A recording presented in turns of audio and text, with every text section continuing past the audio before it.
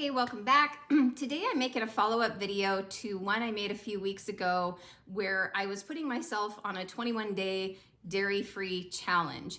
I had seen a video that dairy is the #1 thing that clogs your lymph, and the lymphatic system is definitely something that I have been working with my lymphatic system.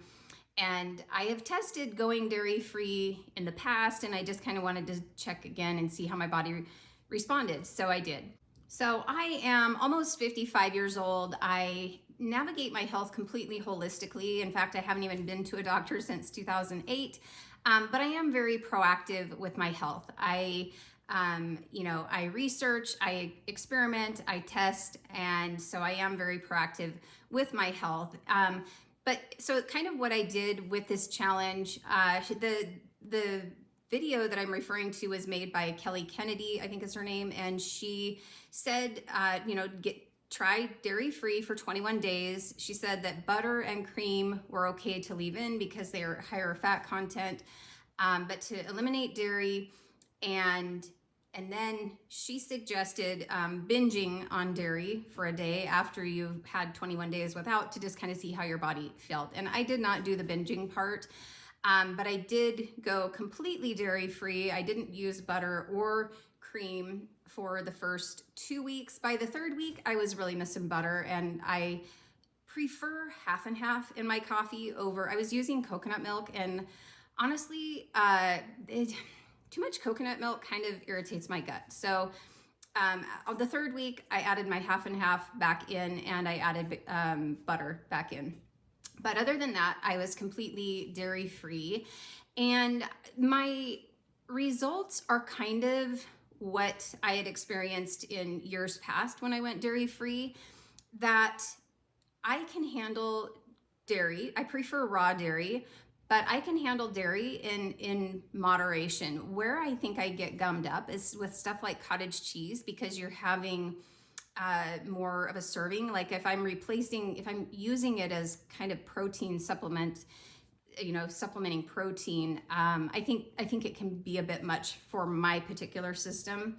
And I really missed yogurt and kefir. I feel like those are kind of superfoods that my body, really enjoys and feels good on. So I really did miss that. I had made a video about homemade yogurt. I'm definitely enjoying being back on my yogurt. I haven't made more kefir yet, but I will. And I do pretty well on milk and cheese, just not in heavy doses. I think balance in all things. So regarding inflammation and the lymphatic system, I want to share some of the things that I feel are most effective for me. I'm not here giving medical advice. I just like to share things that work for me in case it helps somebody else out.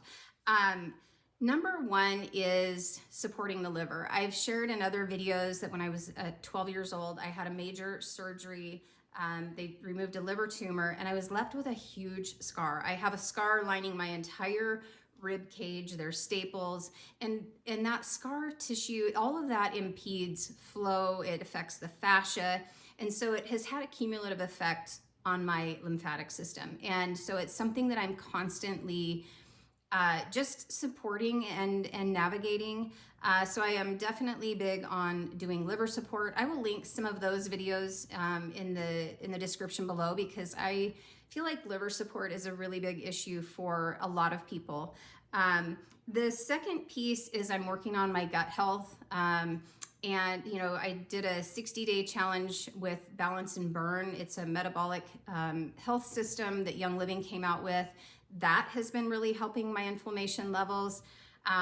I will link that video series in the description below too, in case you're interested in that. But it has really helped my inflammation and morning stiffness in the legs, heaviness, that kind of thing.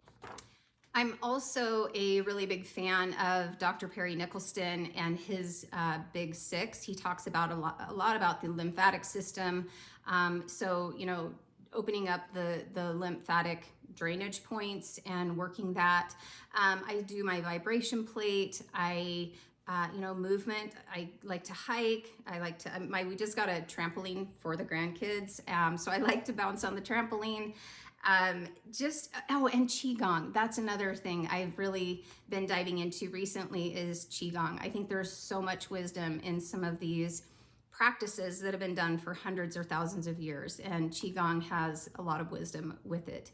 And then the other part, and block therapy. Block therapy, Deanna Hansen has a lot of videos on YouTube about block therapy.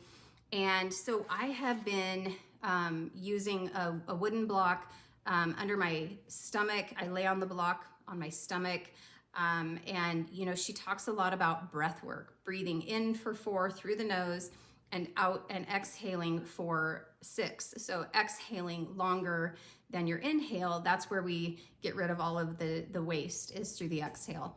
So focusing on breath work and movement and just supporting my digestive system with good nutrition and herbs and oils and supporting the liver and kind of doing all of those things.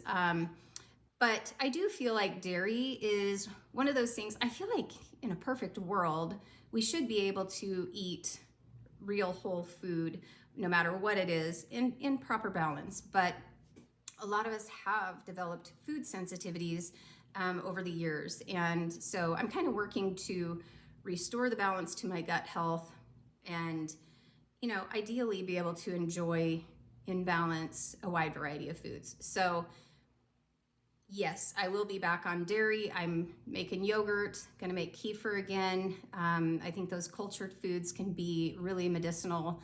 And, I do enjoy milk and cheese on occasion, but keeping it in moderation and not so much the cottage cheese. So anyway, that's my update. I hope you enjoyed this video. If you did, please like the video, leave me a comment below, and subscribe to the channel. Thanks for watching. I'll see you in the next video.